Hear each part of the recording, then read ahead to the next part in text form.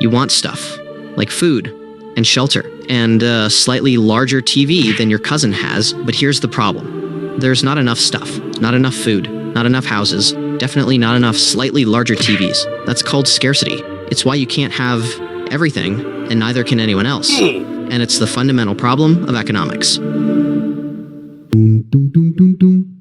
If there were infinite pizza, economics wouldn't exist, but there isn't. So now we have to choose. Economics is the study of how we make choices when there isn't enough to go around. So what do? We trade. You have 10 apples. I have 5 bananas. We both want variety. Trade happens. Win-win. Unless you're allergic. In that case, still win-win, just with an EpiPen. So how do we decide who gets what? Enter the idea of opportunity cost. Every choice you make means not doing something else. Watching this video means not watching cat fails. That's your opportunity cost. Hope this was worth it. Anyway, back to trade. Why do people trade? Because of comparative advantage. It's when you're better at doing one thing relative to how bad you are at another. Even if you're worse than everyone at everything, you can still specialize and benefit from trade. That's right. You might suck at everything, but someone else sucks more, proportionally. Congratulations, you're economically useful. Trade isn't about being the best. It's about being the least worst at the right thing. Okay, so we've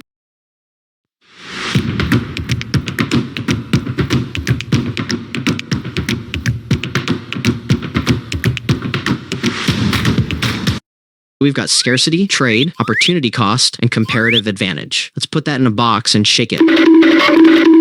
Boom. You just invented a market. A market is where buyers and sellers interact to exchange goods and services. Could be a farmer's market, could be Wall Street, could be your cousin selling you Fortnite skins through PayPal. The one rule that makes markets tick is incentives. People respond to incentives. If pizza is $100, you probably won't buy it. If it's $1, you'll eat 7. Lower prices incentivize buyers. Higher prices incentivize sellers. This back and forth creates supply and demand. Demand is how much people want something at a certain price. Supply is how much people are willing to make of that thing also at a certain price. Where they meet, that's the equilibrium price. It's the magical number where everyone who wants to buy finds someone who wants to sell. Supply goes up, prices go down. Demand goes up, prices go up. Unless the government steps in and says, nope, that's price control. It's when you try to ignore economics. It doesn't usually go well, but we'll get to that later. Now, what if someone doesn't like their role in the market? Maybe you make shoes and you want pancakes, you go get a job, you earn money. Money is just a medium of exchange. It avoids the whole, I'll trade you a goat for some Wi-Fi situation. Money also acts as a unit of account, so we can count stuff, and a store of value, so we can save up to buy slightly larger TVs later. In other words, money is economic lube. It keeps the gears of trade spinning, and then banks take deposits, and they lend that money out to other people. They charge interest. That's the cost of borrowing. So where does all this lead? Markets coordinate people through prices and incentives, but they don't care about fairness or feelings. Or if you stubbed your toe this morning, they just respond to signals. And that's what we call the invisible hand. It's not magic. It's just math and desire and desperation working together in silence. Moving on. Let's say you want toast, but not any toast, avocado toast. To get that, someone has to grow avocados. Someone else makes the bread. Someone else ships both to the cafe. Someone else puts it together, and someone else charges you $14. This is called a supply chain. It's the sequence of steps that turns raw stuff into finished stuff and then moves it around. It's like a Rube Goldberg machine, but for breakfast. All supply chains start with land, labor, and capital, the factors of production. Land is natural resources. Avocados, wheat, oil, lithium, air, kind of. Labor is people doing stuff. Planting, harvesting, driving, selling, pretending to smile. Capital is man-made stuff used to make other stuff. Tractors, factories, computers, espresso machines. You put these inputs together and you get output. Now, how much output? That depends on productivity. If your labor and capital are efficient, you get more toast per person per hour. Productivity is everything. It's literally what makes countries rich or poor. High productivity means more stuff for more people with less effort. Low productivity means waiting 4 hours for one egg and still burning it. Okay, so now we have all this stuff being made and sold. How do we measure it? We use GDP, gross domestic product. It's the total value of all final goods and services produced in a country in a year. Final means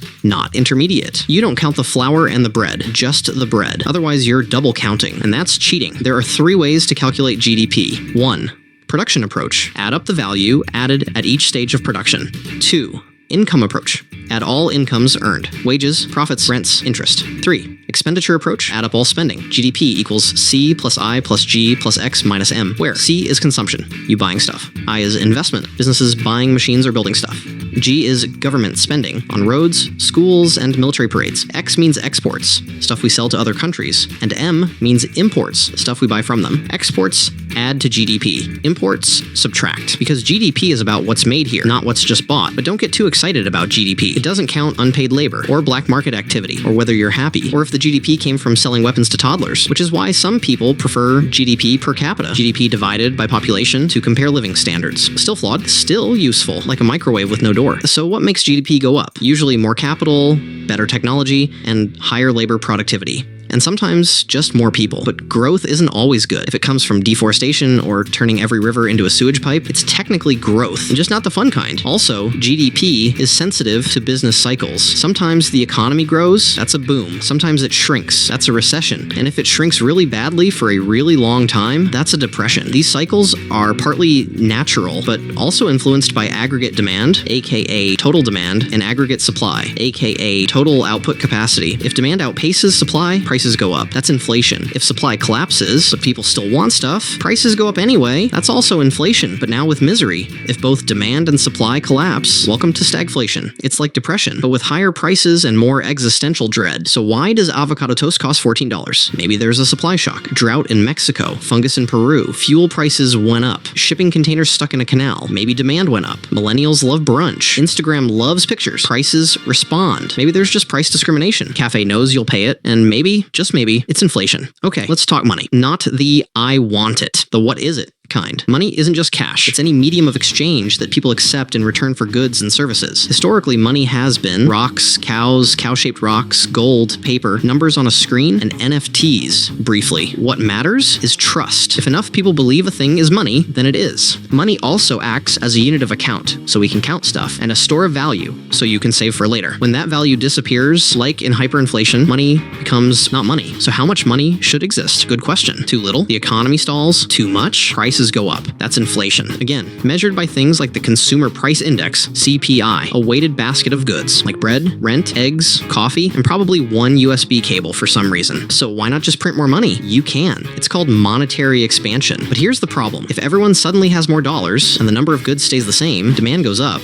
but supply doesn't. So prices rise. Because supply and demand. More money chasing the same stuff equals higher prices. That's inflation. Hyperinflation is when prices rise so fast, your wallet catches fire before you even open it. Example, Zimbabwe 2008. Annual inflation, 89.7 sextillion%. That's 897, followed by 20 zeros. They had $100 trillion bills. Yet, you still couldn't afford lunch. So who decides how much money to print? Central banks. Every country with its own currency has one. In the US, that's the Federal Reserve. In Europe, the European Central Bank. In Monopoly, it's whoever's cheating the fastest. Central banks do two big things. 1, control the money supply. 2, set interest rates. Interest rates are the price of borrowing money. High rates make capital more expensive to borrow, so people and businesses borrow less, and the economy cools down. Low rates make capital cheaper to borrow, leading to more spending and investment, and the economy heats up. This is called monetary policy. Tight monetary policy equals fighting inflation. Loose monetary policy equals boosting growth. And then there's quantitative easing, QE. That's when central banks buy financial assets, like government bonds, from commercial banks to pump money into the economy. It's like printing money, but with extra steps and spreadsheets. 사실 건강식품 가장 좋은 게 한 번 만들면은 3년이고 5년에 So where does all this money actually come from? Answer, mostly from loans. Commercial banks create money when they give out loans. Your mortgage, new money. Your car loan, new money. Your impulse purchased kayak, also new money. They don't loan out physical cash from a vault. They just type numbers into your account. This is called fractional reserve banking. Banks keep a fraction of deposits in reserve. The rest, loaned out. It works until everyone wants their money back at the same time. That's a bank run. If enough people panic, the bank collapses. That's why deposit insurance exists, to prevent panic. In the US, it's the FDIC. Other countries have similar setups. All right, let's talk taxes. Governments like to spend money on roads, on schools, on military jets that cost $80 million and crash during test flights, and sometimes on commemorative coins no one asked for. But governments don't sell products. So where do they get the money? Taxes. Taxes are mandatory payments from people and businesses to the state. If you don't pay them, you get a strongly worded letter and eventually jail. There are different kinds of taxes. Income tax, a slice of your paycheck. Corporate tax, a slice of your company's profits. Sales tax / VAT, a slice slice of what you spend, property tax, a slice of your house, capital gains tax, a slice of your successful investment, wealth tax, a slice of rich people's existence, rare, controversial, difficult to implement, excise tax, a slice of your bad habits, alcohol, cigarettes, fuel, sugar. Progressive taxes mean higher incomes pay a higher percentage. Regressive taxes hit low-income earners harder. Flat taxes don't care who you are. Everyone pays the same rate. Governments use this money to fund public goods, things that everyone uses, but no one would pay for voluntarily, like clean air, national defense, streetlights, welfare programs, unemployment benefits, pensions, healthcare, food assistance, infrastructure, bridges, trains, pipes, potholes, mostly potholes, debt payments, more on that in 30 seconds. So governments collect money and spend money. That's called a budget. If spending greater than taxes, that's a budget deficit. If taxes greater than spending, that's a budget surplus. It's rare, like a unicorn or a fully funded public library. To cover the deficit, governments borrow money. They issue bonds, IOUs, that say, buy this and we'll pay you back later with interest. If you've ever bought a government bond, congratulations. You lent money to a government. Total accumulated deficits over time equals national debt. Most countries have debt. The US, over $34 trillion and counting. Japan, over 260% of GDP. Norway, basically debt-free, but only because they accidentally struck oil. So, is government debt bad? It depends. Debt is fine if it's used for productive investment like infrastructure. It stays sustainable, doesn't grow faster than GDP. Interest rates are low. Debt is bad if it's used to fund vote-winning nonsense. It causes runaway inflation. Investors lose trust and demand higher interest or stop lending altogether. At some point, debt interest becomes a budget item of its own. You borrow money to pay back money you already borrowed. That's called servicing the debt. In extreme cases, governments can default, stop paying entirely, like Greece in 2012, Sri Lanka in 2022, and Argentina 9 times. But sometimes governments don't have a choice, especially in a crisis, like a war, or a global pandemic, or a financial meltdown caused by a housing bubble filled with lies. All right, time to zoom out. Let's say you live in a country. Congratulations, but your country can't make everything. Maybe it's great at growing coffee, but terrible at building cars, so it exports coffee and imports cars. That's international trade. Trade lets countries specialize in what they're relatively better at, even if they're worse at everything. This is called comparative advantage. Again, if Brazil gives up 1 ton of corn to grow 2 tons of coffee, and Canada gives up 2 tons of corn to grow 2 tons of coffee, Brazil has the comparative advantage in coffee. So Brazil exports coffee, Canada exports corn. Both win. That's the logic behind free trade. Just goods flying across borders. In containers, in trucks, on planes, on boats, all at once, until someone bans one. Trade increases efficiency, lowers prices, expands variety, and spreads technology. That's globalization, but not everyone wins equally. Some jobs move offshore. Some industries get crushed. Inequality can rise. That's called structural adjustment, and people don't usually like being adjusted, so governments sometimes interfere. They impose tariffs, taxes on imports, quotas, quantity limits, subsidies, money to help local producers cheat the free market, embargoes, when politics says no trade for you. Protectionism protects domestic industries, but usually raises prices and makes everyone poorer in the long run. Trade happens in currencies. If Japan sells cars to the US, it wants yen, not dollars, so dollars get exchanged for yen. This is the foreign exchange market, aka FOREX. The exchange rate tells you how much of one currency you get for another. 1 USD equals 150 yen? Cool. 1 USD equals 1 million Zimbabwe dollars? Less cool. Currencies can float or be fixed. Floating currencies change based on supply and demand. Most major currencies do this. Fixed currencies are pegged to something, like the US dollar or gold, and kept there by force or willpower. Exchange rates move because of interest rates, inflation, trade balances, investor confidence, wars, coups, scandals, and tweets. If your currency depreciates, your exports get cheaper. Good for trade, but imports get more expensive. Bad for buying stuff. If your currency appreciates, you can buy more foreign stuff, but your exports get more expensive. Bad for local producers. So countries try to manage their currencies, sometimes subtly, sometimes blatantly. That's called currency manipulation. China has been accused of it, so have others. The US mostly just complains about it. If a country borrows in a foreign currency, like $, and its local currency crashes, repaying that debt becomes harder. That's a currency crisis. Like Mexico, 1994, Thailand, 1997, and Argentina, basically always. Global trade also depends on supply chains. They look efficient until they break. Like when a single container ship blocked the Suez Canal in 2021, froze 12% of global trade, delayed 400 ships, and cost the world economy roughly $10 billion per day. One boat, one canal, one reminder that globalization is fragile. Also, chips. No, not the edible kind. Semiconductors, made in a few ultra-specialized factories, mostly in East Asia. In 2020, a chip shortage made used cars more expensive than new ones. This is called a supply shock, and it messes with everything.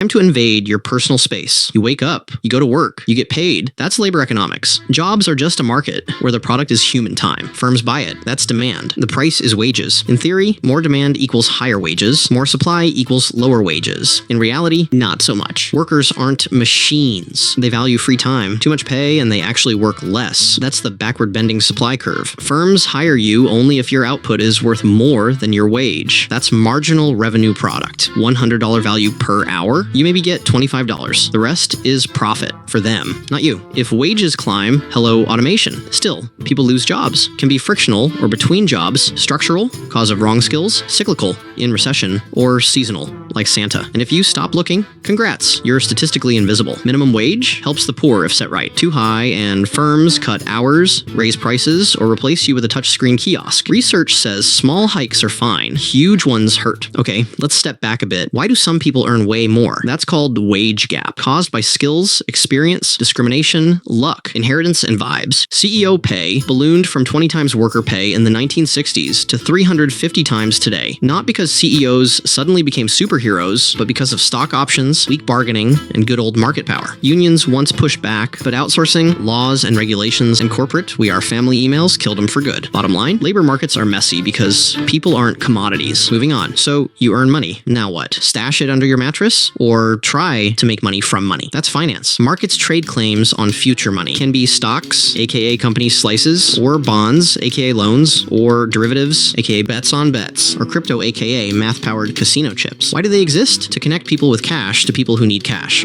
Stocks rise on expectations, not just profits. That's the efficient market hypothesis that says all info's baked in. You can't beat the market unless you're lucky, cheating, or Elon's tweeting. Bonds are boring, but important. You lend, they pay interest. Safe-ish until governments default. Bond prices fall when interest rates rise. That rule alone nukes economies. Words like options, futures, and swaps mean derivatives, used to hedge risk or gamble harder. Very useful until they blow up the planet. Then there's crypto. Blockchain coins that are decentralized, volatile, and still figuring out why they exist. Depending on who you ask, could be the future of money or Ponzi scheme with extra steps. Reality? It's mostly a casino disguised as innovation. Moving on. Most people don't invest directly. Banks, hedge funds, pensions do it for you. Sometimes responsibly, sometimes Lehman Brothers. Safe assets like treasuries earn little. Risky ones like startups, meme stocks, crypto might pay huge or nothing. That's the risk-return trade-off. Lesson? Don't put all your eggs in one meme stock. Diversify.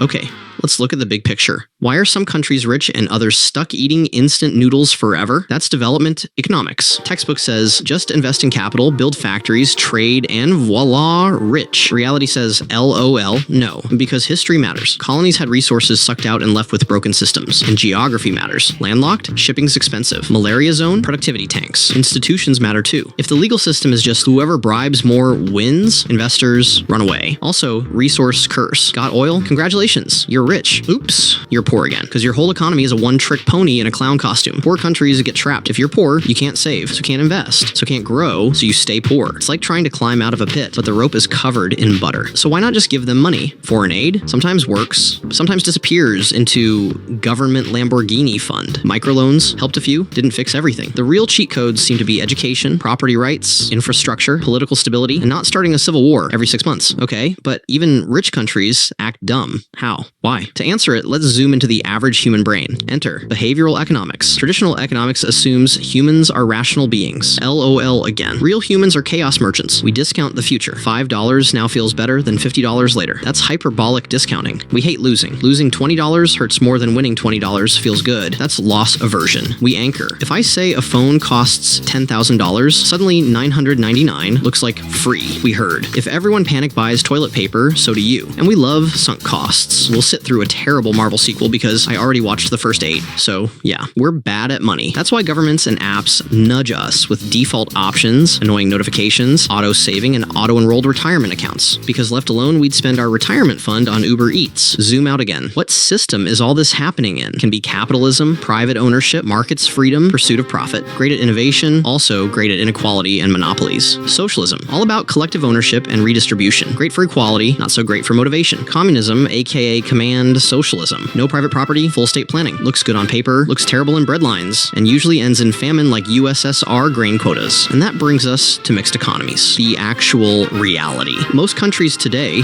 including the US, China, India, and Germany, use some combination of free markets and government intervention. Yes, even the US has subsidies, public schools, social security, and the TSA. And yes, even China has billionaires and stock exchanges. Flavors include state capitalism in China, democratic socialism in Scandinavia, mild or hot capitalism in USA, depending on the outrage, lobbyists and outrage fueled by lobbyists, or crypto anarchism online, which for now are 82 Twitter bros yelling about decentralization while checking Binance. But none of these is the full truth. Every system is just a way of answering the same three questions. What do we make? How do we make it? Who gets it? No one's nailed it perfectly. So what have we learned? Scarcity is real. Choices have costs. Trade makes us better off. Money makes trade easier. Incentives matter. Governments tax, spend, and sometimes ruin everything. Global trade is efficient and vulnerable. Currencies are weird. Economic systems reflect trade-offs, and no one agrees on the best one. And that's economics. All of it. Well, almost all of it. Explained fast. Okay, this was really hard and took ages to make. But if you got something out of this video and would like a part 2, vote with a thumbs up. If this video gets like 1,000 likes, I'll have to make part 2, because that's how economics on YouTube works.